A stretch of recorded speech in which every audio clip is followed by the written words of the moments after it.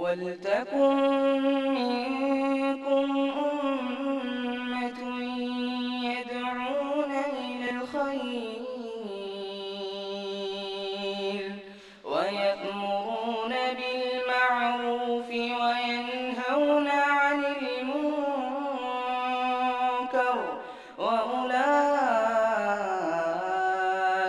هُمُ الْمُفْلِحُونَ. إن الحمد لله نحمده ونستعينه ونستغفره ونؤمن به ونتوكل عليه ونعوذ بالله من شرور أنفسنا ومن سيئات أعمالنا من يهده الله فلا مضل له ومن يضلل فلا هادي له وأشهد أن لا إله إلا الله وأشهد أن محمدا عبده ورسوله أرسله بالحق بشيرا ونذيرا وداعيا إلى الله بإذنه سراجا ومنيرا. يا أيها الذين آمنوا اتقوا الله حق تقاته ولا تموتن إلا وأنتم مسلمون. يا أيها الذين آمنوا اتقوا الله وقولوا قولا سديدا يصلح لكم أعمالكم ويغفر لكم ذنوبكم ومن يطع الله ورسوله فقد فاز فوزا عظيما. أما بعد فإن خير الحديث كتاب الله وخير الهدي هدي محمد صلى الله عليه وسلم وشر الأمور محدثاتها وكل محدثة بدعة وكل بدعة ضلالة وكل ضلالة في النار. فقد قال الله تبارك وتعالى في القرآن المجيد أعوذ بالله من الشيطان الرجيم من همزه ونفخه ونفسه بسم الله الرحمن الرحيم. قل إن صلاتي ونسكي ومحياي ومماتي للہ رب العالمین. ہر قسم کی تعریف و توصیف، بڑائی اور بزرگی، حمد و ثنا، کبریائی، عبادت، نظر و نیاں، یہ ساری کی ساری صرف اور صرف اللہ رب العالمین کے لیے لائق و زیبا. اللہ کے علاوہ کسی اور کے لیے نظر ماننا، کسی اور کے لیے عبادت کی کوئی شکل اختیار کرنا سراسر شرک کہلاتا ہے. میرا اور آپ کا عقیدہ ہونی چاہیے. امیر تعداد درود و سلام نازل و اللہ کے تمام برگزیدہ بندوں پر، بالخصوص امام الانبیاء محبوب کبریا جناب محمد رسول اللہ صلی اللہ علیہ وسلم پر، جس رسول نے مجھ تک اور آپ تک دینی تعلیمات کو پہنچانے میں کوئی کسر نہیں چھوڑی. اللہم صلی علی محمد وعلی آل محمد کما صلی علی ابراہیم وعلی آل ابراہیم انک حمید مجید. اللہم بارک علی محمد وعلی آل محمد کما بارکت علی ابراہیم وعلی آل ابراہیم انک حمید مجید. محترم دوستوں، بزرگوں، میرے نوجوان ساتھیوں، میرے اسلامی پردہ نشین ماں اور بہنوں، آج آپ کے سامنے میری اور آپ کی زندگی سے تعلق رکھنے والا، میری اور آپ کی صبح شام سے تعلق رکھنے والا، میری اور آپ کی آخرت سے تعلق رکھنے والا ایک عنوان ہم نے آپ کے لیے انتخاب کیا ہے، جس کی وجہ سے آج میری اور آپ کی زندگی سکون سے خالی دکھائی دیتی ہے، اطمینان سے خالی دکھائی دیتی ہے. تو اس کی سب سے اہم وجہ کیا ہے، اس کی طرف اشارہ کرتے چلیں. جیسا کہ آپ کے سامنے خطبہ مسموعہ کے بعد میں نے ایک آیت آپ کے ہوش گزار کی، جس میں اللہ رب العالمین نے فرمایا قل ان صلاتي ونسكي ومحياي ومماتي للہ رب العالمین. اور یہ آیت خصوصاً میں اور آپ جب بھی بقرعید کا موقع آتا ہے، عید الاضحیٰ کا موقع آتا ہے، تو بار بار یہ آیت سنتے ہیں. برابر آج کو ایک مہینہ ہے بقرعید انشاءاللہ، تو ہم سیرت ابراہیمی سے بھی آج کے خطبے کا تعلق پیش کرتے تھے، جس میں اللہ رب العالمین نے ارشاد فرمایا قل ان صلاتي ونسكي ومحياي ومماتي. آپ کہہ دیجئے میری نماز، میری زندگی، ان صلاتي ونسكي اور میری قربانی، ومحياي ومماتي میری زندگی اور میری موت، یہ ساری کی ساری للہ رب العالمین، یہ سارے کے سارے اللہ رب العالمین. اور ایک جگہ اللہ رب العالمین نے اس بات کا حکم دیا وَمَا أُمِرُوا إِلَّا لِيَعْبُدُوا اللَّهَ يعلم الدين، تمہیں اس بات کا حکم دیا جاتا ہے کہ تمہاری عبادت، تمہاری نمازیں، تمہاری نظر و نیاز، تمہاری تمام عبادت کی شکلیں کس کے لیے ہو؟ للہ رب العالمین، اللہ رب العالمین کے لیے ہونی چاہیے۔ تو آئیے سب سے پہلے میں اور آپ یہ بات جان لیں کہ عبادت کس کو کہتے ہیں۔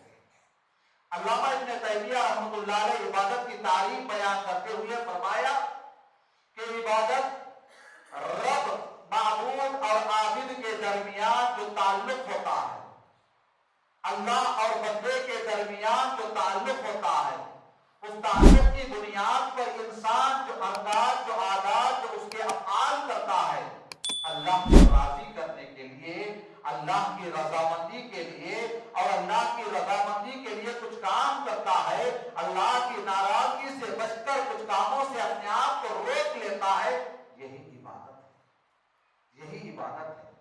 جب عبادت کی فہرست میں اور آپ جانتے ہیں تو مختصر یہ ہے کہ میری اور آپ کی زندگی میں ہم یہ سمجھتے ہیں کہ نماز عبادت ہے، روزہ عبادت ہے، صدقہ و خیرات عبادت ہے، حج عبادت ہے، یہ ساری عبادتیں عبادت خاصہ ہے۔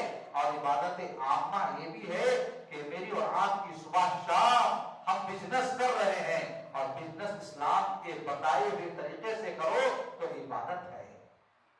اگر آپ اپنے بیوی بچوں کے معاملات پر دیکھ بھال کر رہے ہیں، حلال روزی اپنے بیوی بچوں کو کھلانے کی فکر آپ کر رہے ہیں تو آپ عبادت کر رہے ہیں۔ یہاں تک کہ حبیب کائنات نے یہ بھی فرما دیا کہ تم تمہارے بیوی کے لقمہ کھانا کھلاتے ہو محبت سے، یہ تمہارے دل کی بات ہے، یہ تمہارے دل کی چاہت ہے، لیکن تم کھلاتے ہو تمہاری بیوی کو، یہ بھی عبادت ہے، یہ بھی عبادت ہے۔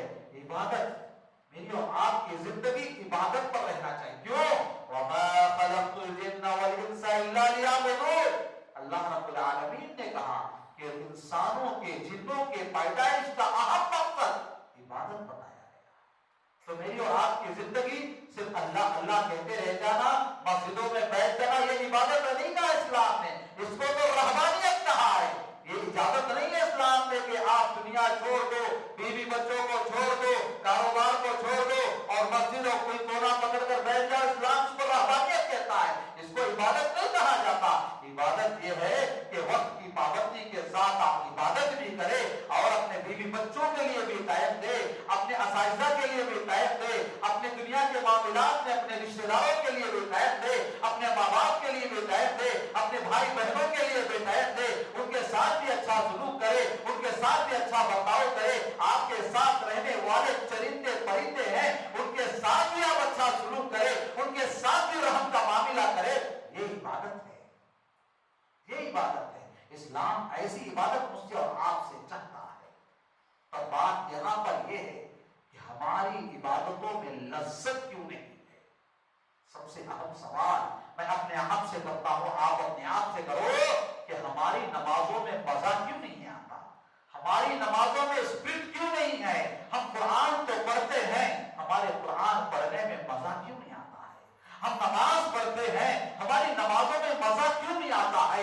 ہم روزہ رکھتے ہیں، ہمارے روزے میں مزہ کیوں نہیں آتا ہے؟ جبکہ قرآن کہتا ہے، قرآن یہ کہتا ہے ان الصلاۃ تنہی عن الفحشاء والمنکر، قرآن یہ کہتا ہے کہ نماز برائیوں سے روکتی ہے، نماز بے حیائیوں سے روکتی ہے، نماز جھوٹ سے روکتی ہے، نماز دھوکے سے روکتی ہے، نماز غداری سے روکتی ہے، نماز برائیوں سے انسان کو روکتی ہے۔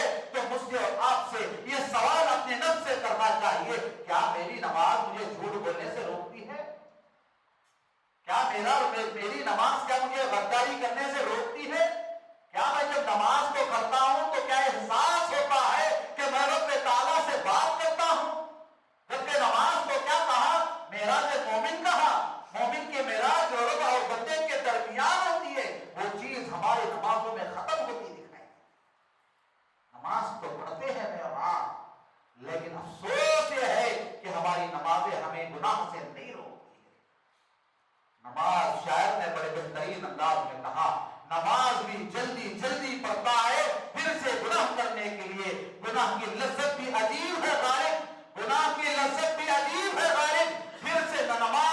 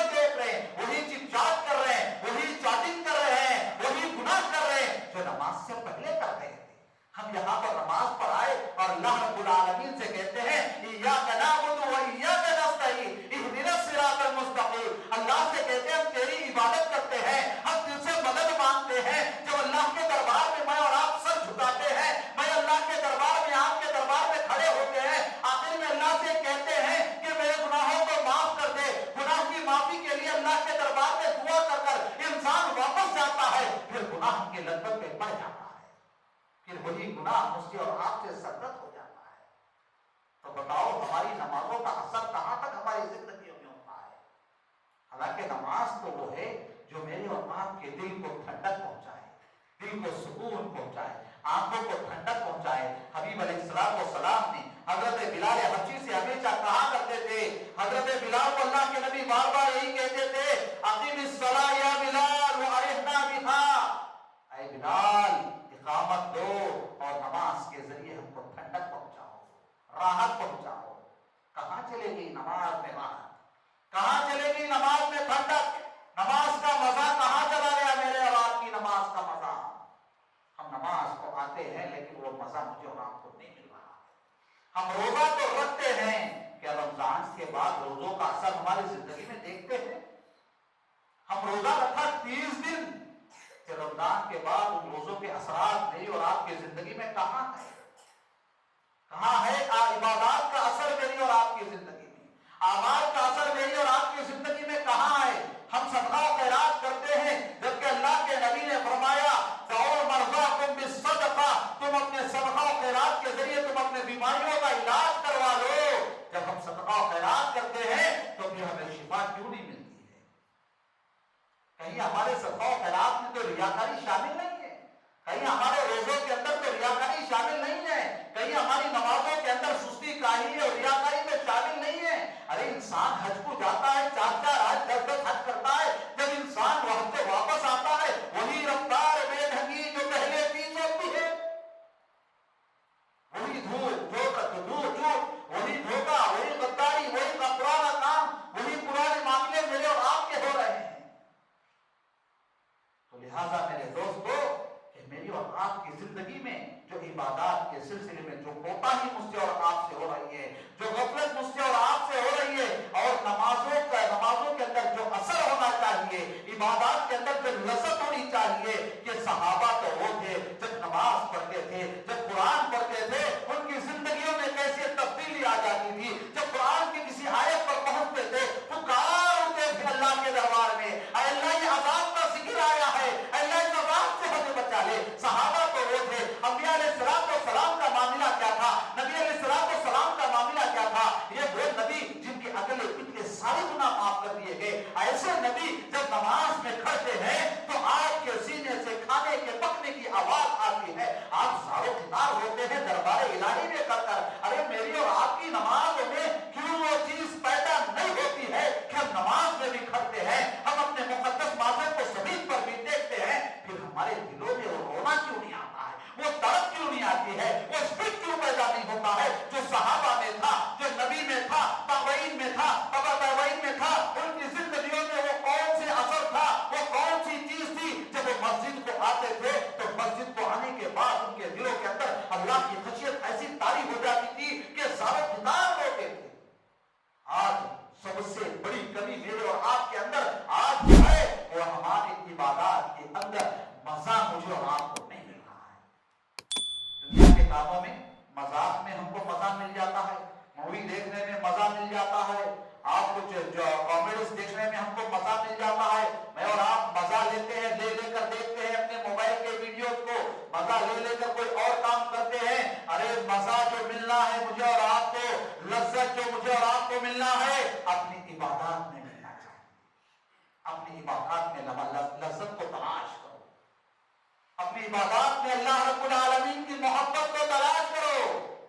آئیے میرے معزز دوستوں، بزرگوں، میرے ماں اور بہنوں، آئیے ہم آپ کے سامنے مختصر طور پر بتاتے چلیں، عبادات کا معاملہ جب آتا ہے تو ہم ارکان اسلام میں سب سے پہلی جو اسلام قبول کرنے کے بعد انسان پر جو عبادت ہوتی ہے نماز۔ اللہ کے نبی صلی اللہ علیہ وسلم فرماتے ہیں، سنن ابن ماجہ کی روایت ہے، عبار بن یاسر رضی اللہ تعالیٰ عنہ راوی حدیث سے وہ بیان کرتے ہیں کہ عمار بن یاسر بیان کرتے ہیں کہ اللہ کے نبی صلی اللہ علیہ وسلم نے فرمایا کہ ایک آدمی ہوگا جو اس نے نماز مکمل کی ہے، نماز پڑھ لی ہے، جب وہ نماز مکمل کر لیتا ہے تو اس کی نماز میں ختم ہونے کے بعد اس کو 50% ثواب دیا جائے گا۔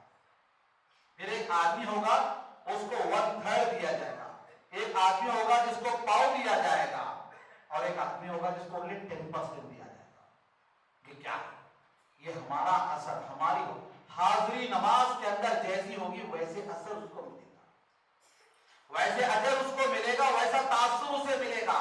اللہ کے نبی صلی اللہ علیہ وسلم فرماتے ہیں کہ انسان جب نماز میں حاضر ہوتا ہے تو انسان کے حضور کے اعتبار سے اس کا دل و دماغ جیسے نماز میں ہوتا ہے، وہ نماز میں جیسے حاضر ہوتا ہے، اس کا دل اور دماغ جیسے حاضر باڈی کے ساتھ. ہمارا معاملہ کیا ہے کہ ہم باڈی تو پریزنٹ رہتی ہے، نماز میں مائنڈ آپسنٹ رہتا ہے.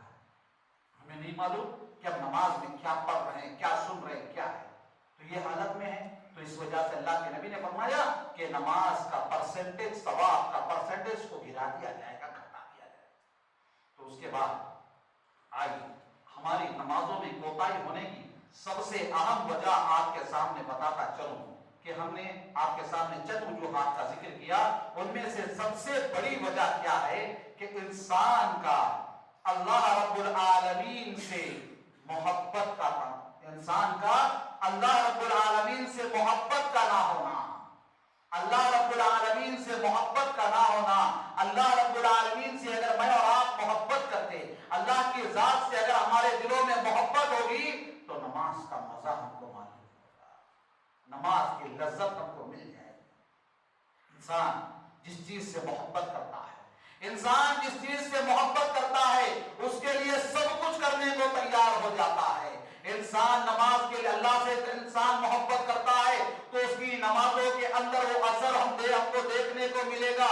اس کی نمازوں کے لیے جب انسان نماز کو کھڑتا ہے، اگر اس کے دل میں اللہ کی محبت ہوتی ہے، اللہ سے اس کے لگاؤ ہوتا ہے، جیسے ہی وہ نماز کو آتا ہے تو نماز کو آنے کے فوراً بعد اس کا تعلق اللہ سے ایسے جڑ جاتا ہے کہ آٹومیٹک اس کے دل کی کیفیت بدل جاتی ہے، کیفیت بدل جاتی ہے. اللہ رب العالمین سے انسان کو محبت نہیں ہے. کیوں؟ آپ جس چیز کی عبادت کر رہے ہیں، کس کی عبادت کر رہے ہیں؟ اللہ کی ذات کی، اللہ کی عبادت کر رہے ہیں. جس کی عبادت آپ کر رہے ہیں اس کی محبت آپ کے دل میں نہ ہو تو بتاؤ اس عبادت میں اثر کیسے پیدا ہو سکتا ہے؟ ہمیں محبت ہے دنیا کی چیزوں سے، ہمیں محبت ہے مال سے، ہمیں محبت ہے اپنے بیوی بچوں سے، ہمیں محبت ہے اپنے جائیداد سے، ہمیں محبت ہے دنیا اور دنیا کے سارے اشیاء سے. اگر ہمیں محبت نہیں ہے تو اللہ رب العالمین کے ساتھ سے بتاؤ جس کی عبادت میں میں اور آپ کھڑے ہو اور اس کی عبادت میں ہم کھڑے ہیں اور ہمارے دل میں اس کی محبت نہیں ہے تو وہ چیز کیسے پیدا ہو؟ دنیا کی بے شمار ایگزامپلز آپ کے سامنے موجود ہے کہ انسان کو جب محبت پیدا ہوتی ہے اللہ کی ذات سے تو اللہ کے گھر سے بھی محبت ہو جاتی ہے، اسلام کے شعار سے بھی محبت ہو جاتی ہے، اللہ رب العالمین کے بتائے ہوئے تمام احکامات سے محبت پیدا ہو جاتی ہے. جب اذان ہوتی ہے تو اس کے دل میں احساس پیدا ہوتا ہے یہ اللہ رب العالمین کے دربار گھر سے نکلی ہوئی آواز ہے، اس کا جواب دینا ہے. بتاؤ دوستو، میں اور آپ باتوں میں مست و مگن رہتے ہیں، اذان کی آواز میرے اور آپ کے کان سے ٹکراتی ہے، کتنے لوگ ہوں گے جو اذان کا جواب دیتے ہیں؟ اللہ سے محبت کی دلیل ہے کہ اذان بھی ہو رہی ہے، اپنے کانوں سے ٹکرا بھی رہی ہے اور اپنے غفلت میں اور آپ لگے ہوئے ہیں. اس طرح بے شمار معاملے. وقت اجازت نہیں دیتا کہ ہر بات آپ کے سامنے پیش کرتا کروں کہ میرا اور آپ کا اللہ سے رشتہ بہت کمزور ہے. اس رشتے کو مضبوط کرنا سب سے بڑی وجہ، سب سے عام وجہ ہے اللہ سے میرا اور آپ کا رشتہ مضبوط ہو جائے. اس قدر مضبوط ہو جائے کہ جب آپ اللہ کے دربار میں آ رہے ہیں، اللہ سے سرگوشی کر رہے ہیں، اللہ سے آپ ہم کلام کر رہے ہیں، اللہ سے آپ بات کر رہے ہیں، آپ کی دل کی بات اللہ کے دربار میں آپ پیش کر رہے ہیں، جس کے سامنے آپ اس کی بات پیش کرنے کو آئے، اگر اس سے آپ محبت نہ کریں تو وہ آپ کی بات میں کیا اثر رکھے گا؟ آپ کی باتوں کو کیسے ایکسپٹ کرے گا؟ تو سب سے پہلی چیز مجھے اور آپ کو اپنے پروردگار سے، اپنے خالق حقیقی سے محبت پیدا کرے، رشتہ پیدا کرے، اللہ سے ربط پیدا کرے. اور دوسری چیز یہ ہے کہ انسان عبادات سے اپنا تعلق جوڑے. عبادات سے اپنا تعلق اب ٹوٹ چکا ہے. کیسے ٹوٹ چکا ہے کہ دیکھ سکتے ہیں میں اور آپ، رمضان کیسے ختم ہوا، مسجدیں خالی ہو گئی، مسجدیں خالی ہو گئی. ماشاء اللہ جمعہ کے دن مسجد بھر چکی ہے کہ کیا جو لوگ جمعہ کے دن مسجد کو آتے ہیں کیا یہ لوگ صرف جمعہ کے دن کلمہ پڑھ کر مسلمان ہوئے تو آتی ہے کیا؟ نہیں، یہ تو پیدائشی مسلمان ہیں، لیکن انہیں اس بات کا احساس ہے کہ ہم نماز نہیں پڑھ سکتے، ہم نماز نہیں پڑھ رہے ہیں۔ نمازوں سے اپنا تعلق، عبادات سے اپنا تعلق ایسے ہو کہ اللہ کے نبی صلی اللہ علیہ وسلم نے فرمایا سبعۃ یظلھم اللہ فی ظلہ لا ظل الا ظلہ، حشر کا میدان ہوگا، 7 آدمیوں کو حشر کے میدان میں جگہ دی جائے گی، ان میں وہ آدمی ہوگا ورجل معلق قلب فی المساجد، وہ آدمی جس کا دل ہمیشہ مسجد سے لگا ہوا ہو، ایک نماز ہوئی دوسری نماز کا وقت انتظار کرتا رہے گا، ایک نماز سے گھر واپس گیا پھر کب نماز ہوگی، میری کوئی نماز چھوٹ نہ جائے، میری کوئی جماعت چھوٹ نہ جائے، مسجد کی آواز مجھے سنائی دے، اذان سنائی دے، یہ فکر ہمیشہ اس کو لائق رہتی ہے، اس کے دل میں ہمیشہ یہ بات رہے گی کہ ابھی عصر پڑھ کر آیا ہوں کہیں مغرب مجھ سے چھوٹ نہ جائے، میں مغرب پڑھ کر آیا ہوں عشاء مجھ سے چھوٹ نہ جائے، عشاء پڑھ کر آیا ہوں فجر کو کہیں غفلت نہ ہو جائے، یہ فکر اسے ہمیشہ لگی رہتی ہے۔ ایسے بندے کو اللہ رب العالمین اس کی عبادت میں لذت پیدا فرمائے گا، اس کی عبادت میں مزہ پیدا فرمائے گا۔ ارے ہم نماز بھی پڑھ رہے ہیں، کتنے بھائی ایسے ہیں کیا نماز کو نہیں آتے تو ہیں نماز کو، بس اقامت کے ٹائم پر مسجد کو پہنچ جاتے ہیں۔ ارے اللہ رب العالمین نے عبادات کے لیے ایسی سہولیات اور ایسی ٹریننگ مجھے اور آپ کو نبی کے ذریعے دی کہ آپ ظہر کی نماز کو آ رہے ہیں، اذان کے بعد اذان سے لے کر اقامت تک جو وقت رکھا گیا اس لیے نہیں رکھا گیا کہ آپ بیکار میں اپنا وقت لگائے کے بیٹھ جاؤ، باتوں میں اپنا وقت لگائے بیٹھ جاؤ، نہیں، اس لیے دیا گیا کہ آپ فوراً اپنے کاموں کو سمیٹ کر مسجد آ جاؤ، سنتیں ادا کرو، ذکر کرو اور مؤذن کی اقامت کا انتظار کرو۔ ہم کب آتے ہیں مسجد کو؟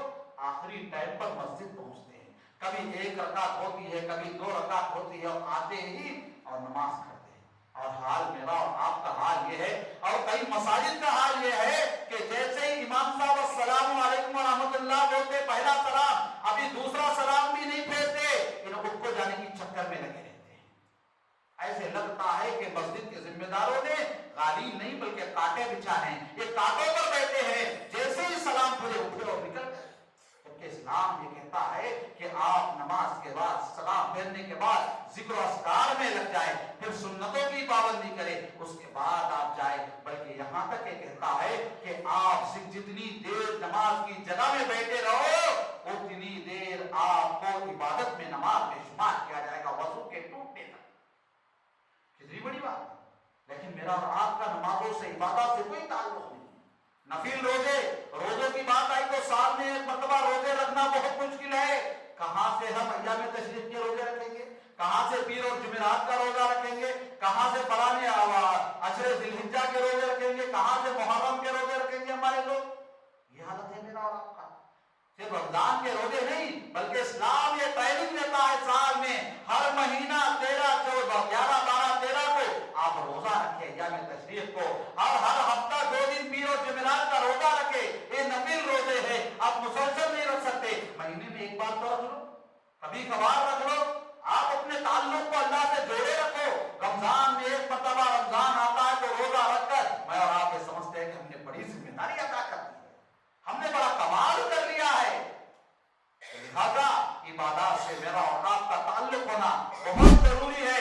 بہت سارے معاملات ہیں عبادات کے سلسلے میں کہ انسان جب بھی کوئی عبادت کرتا ہے تو عبادت کے اندر دوام ہو، دائمی ہو۔ میں اور آپ فجر کی نماز کو نہیں اٹھ سکتے، اگر اسی دن میرے اور آپ کو معلوم ہو جائے کہ فلانی جگہ کو فائدے کا کام ہے تو 2 بجے 5 بجے جگہ تو بیچارہ 3 بجے اٹھ کر تیار ہو جاتا ہے، کہ نماز کے لیے وہ کیوں نہیں نکال سکتے، نماز کے لیے آپ کی آنکھ کیوں نہیں کھلتی ہے؟ تو ذرا اندازہ لگاؤ، ہر ایک اپنا جائزہ لے میرے دوستو۔ اس کے بعد جو چیز ہے عبادت ایک سوئی چاہتی ہے، عبادت ایک سوئی چاہتی ہے۔ حنیفہ کہا گیا کہ آپ کی عبادت حنیف ہو، ایک سوئی ہو، اللہ کے لیے ہو۔ جب آپ آئے مسجد میں کھڑے ہو گئے، میرا اور آپ کا حال جیسے میں نے بتایا کہ اقامت ہوتے رہتی، جلدی جلدی مسجد کو آتے، رکعت بندے، اب امام صاحب کیا پڑھ رہے کیا نہیں، ابھی آتے آتے کیسا کام چھوڑ گئے وہ کام دماغ میں چھپا۔ 2 رکعت آئے تو کام یاد رہتا، 2 رکعت جا کے کیا کرنا وہ کام یاد آتا۔ نماز کا یہ حال ہے میری اور آپ، نماز کا حال نبی کے ساتھ. اسی لیے اسلام کہتا ہے کہ آپ پہلے مسجد آ جاؤ, وضو سے فارغ ہو جاؤ, تھوڑا ذکر و اذکار میں بیٹھ جاؤ. دیکھو اللہ کے نبی نے فرمایا جب بندہ مسجد میں بیٹھ کر ذکر و اذکار کرتا ہے تو جنت کے باغوں میں بیٹھ کر ذکر و اذکار کرنے کے بعد ہے. اتنا بڑا مقام مجھے اور آپ کو دیا گیا, پھر میں اور آپ غفلت کیسی برت رہے. عبادت ایک سوئی چاہتی ہے, مجھے اور آپ کو اس کی عبادت یہ کہتی ہے, عبادت چاہتی ہے کہ آپ ایک سوئی کے ساتھ, للہیت کے ساتھ آپ نماز میں کھڑے ہو تو آپ کا دل بھی یہیں پر ہو, دل و دماغ بھی حاضر ہو, آپ کی باڈی بھی پریزنٹ ہو, آپ ٹوٹل اپنے آپ کو محسوس کریں کہ میں نماز پڑھ رہا ہوں, میں کون سا سورہ پڑھ رہا ہوں. اور بہت اہم بات اس کے بعد یہ ہے کہ ہم کو نمازوں میں مزہ نہ آنے کا سب سے اہم کارن یہ بھی ہے کہ ہم جاہل ہیں, جاہل ہیں, لا علم ہے. بہت سارے احباب کو علم عبادات کا علم نہیں ہے.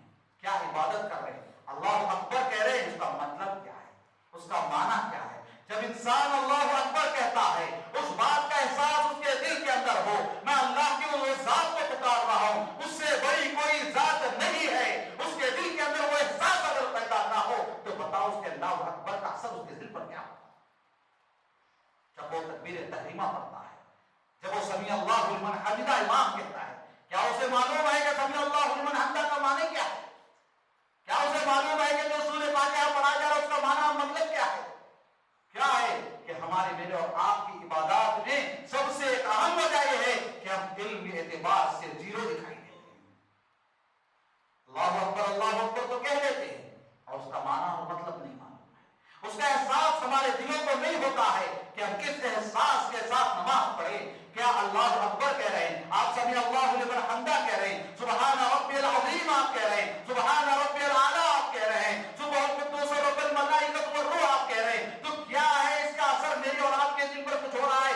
آپ کو اس کا ترجمہ تو معلوم ہے کہ کیا میں پڑھ رہا ہوں؟ کچھ نہیں معلوم. پڑھ رہے یا لمون تعود کوا اور مہینے کی طرح پڑھنا کوئی مقصود نہیں ہے. آپ کو ہماری نمازوں میں لذت اس وقت پیدا ہوگی جب ہم نماز میں کھڑے ہیں, ہم کیا پڑھ رہے ہیں اس کا احساس ہمیں ہو, اس کا احساس ہمیں ہو. اسی لیے مدارس چلائے جاتے ہیں تاکہ ہر ایک کو اس بات کا علم ہو کہ آپ جو سورہ فاتحہ پڑھ کر والضالین پر آمین تو بڑے زور سے کہتے ہو, کس چیز کی دعا آپ نے مانگی ہے, اس کا احساس ہے. اس طرح میری اور آپ کی زندگی کٹ رہی ہے. عبادات میں ایک آخری بات, عبادات میں جو مجھے اور آپ کو غافل کرنے کی اور لذت نہ پیدا ہونے کی اہم وجہ جو آپ کے سامنے بتاتے ہوئے اپنی بات کو سمیٹتا چلوں, وہ ہے خواہشات نفس. انسان کی نفسانی خواہشات, انسان نفسانی خواہشات پر ایسے تل چکا ہے, ایسے تل چکا ہے کہ انسان اپنی نفسانی خواہشات کے لیے مر مٹنا چاہتا ہے, اپنی خواہشات کے لیے اپنے نفس کو کنٹرول میں کیے بغیر یہ خود نفس کا غلام بنا بیٹھا ہوا ہے, جس کی وجہ سے اس کی عبادات میں لذت دکھائی نہیں دیتی ہے. عبادت میں لذت کے لیے نفس کو اپنے تابع کرو, نفس کو نفس کے تابع خود نہ ہو جاؤ. لہذا میرے دوستو, یہی سیرت ابراہیمی سے مجھے اور آپ کو سبق ملتا ہے. ابراہیم علیہ السلام نے یہی کہا تھا, ان صلاتی و نسکی و محیای و مماتی للہ رب العالمین. اللہ رب العالمین کے دربار میں ہی کہا ابراہیم نے, میری نماز, میری قربانی اور میری زندگی, میری موت سب اللہ کے لیے ہے. یہی سبق دینے کے لیے میرے اور آپ کے سامنے بہت قریب میں عید الاضحیٰ آ رہی ہے. عید الاضحیٰ کے آنے کا مقصد یہ ہے کہ میرے اور آپ کے زندگی میں سیرت ابراہیم کو اپنانا ہے. ابراہیم علیہ السلام کی زندگی جو ایک سوئی چاہتی تھی, ایک سوئی بتا کر لوگوں کے سامنے انہوں نے کہا ہے, ویسی عبادت مجھے اور آپ کو اپنانے کی سخت سے سخت ضرورت ہے. اپنی عبادات میں لذت پیدا کرنا یہ میری اور آپ کی خود کی ذمہ داری ہے, کسی اور کی نہیں. خود کو تیار کرو, خود کو بیدار کرو, خود کو غفلت سے باہر نکالو. میرے دوستو, انہی باتوں پر اپنی بات کو ختم کرتے ہوئے اپنے امت کے غیور نوجوانوں سے, مردوں عورتوں سے گزارش کرتا ہوں کہ ملک کے جو خطرناک حالات ہیں رونما, ایسے حالات میں ہر مسلمان بھائی اور بہن, نوجوان, بزرگ, سب سے ہم اس دعا کی درخواست کرتے ہیں کہ آپ سوشل میڈیا کو جہاں کچھ دیکھیں, آپ جو کچھ دیکھیں اس کو شیئر کرنا بند کر دیجئے. جو حالات ہیں ملک میں, مسلمانوں پر کڑی نظر رکھی گئی, ایسے حالت میں میری اور آپ کی ذمہ داری بنتی ہے کہ آپ کچھ نہ بولے, کسی کو کچھ نہ بولے, بس آپ اپنی عبادات میں دل لگائے اور اپنے رب کو ٹوٹے ہوئے रब को मनाने में दिल लगाए और देश की मोहब्बत में और देश के इसमें आकर जज्बात में आकर लोग कुछ गलत बातें भी कर देते हैं या मुसलमानों की मोहब्बत के जज्बात में आकर कुछ ऐसी बातें कहते हैं जिसकी सजा पूरी कौम को भुगतना पड़ता है।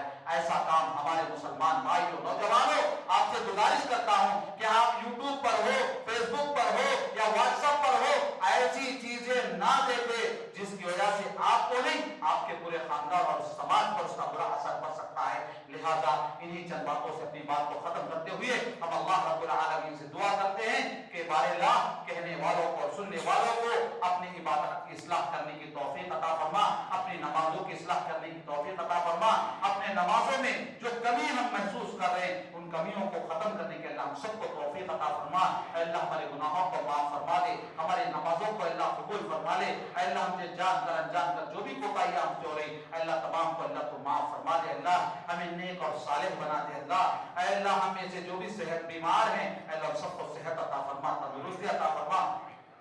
हमें से जो भी कर्जदार है अल्लाह कर्ज रखने के रास्ते पर आप फरमा ले। अल्लाह हलाल रोजी नसीब फरमा, हराम से हम सब की तो हिफाजत फरमा, हर छोटी बड़ी बलाओं से मुसीबतों से परेशानियों से अल्लाह तमाम उम्मत के अहले इस्लाम की तो हिफाजत फरमा ले। अल्लाह खुसूसन हमारा मुल्क हिंदुस्तान में अमन और शांति का माहौल अता फरमा, मुसलमानों की इज्जतों की हिफाजत फरमा, मदारिस और मसाजिद की हिफाजत फरमा और उलमा की हिफाजत फरमा। अल्लाह मुसलमान माँ बहनों की इज्जत और आबरू की हिफाजत फरमा। अल्लाह मुल्क में जो भी कशीदगियां पैदा हो रही है या अहले इस्लाम में जहां भी मुसीबतें परेशानियां आ रही है अल्लाह सब जगह अल्लाह को अमन और शांति अता फरमा। हर छोटी बड़ी बलाओं से मुसीबतों से मुल्क में आने वाले हादिसात से हम तमाम की तो हिफाजत फरमा। अल्लाह हमारे रहनुमाओं को अक्ल सलीम अता फरमा, सही सोच अता फरमा, सही रहनुमाई अता फरमा। आमीन या रब्बल आलमीन। अक़ूलु क़ौली हाज़ा अस्तग़फ़िरुल्लाह ली व लकुम व लिसाइरिल मुस्लिमीन इन्नहु तआला जव्वादुर करीम रऊफ़ुर रहीम रब्बुल हलीम।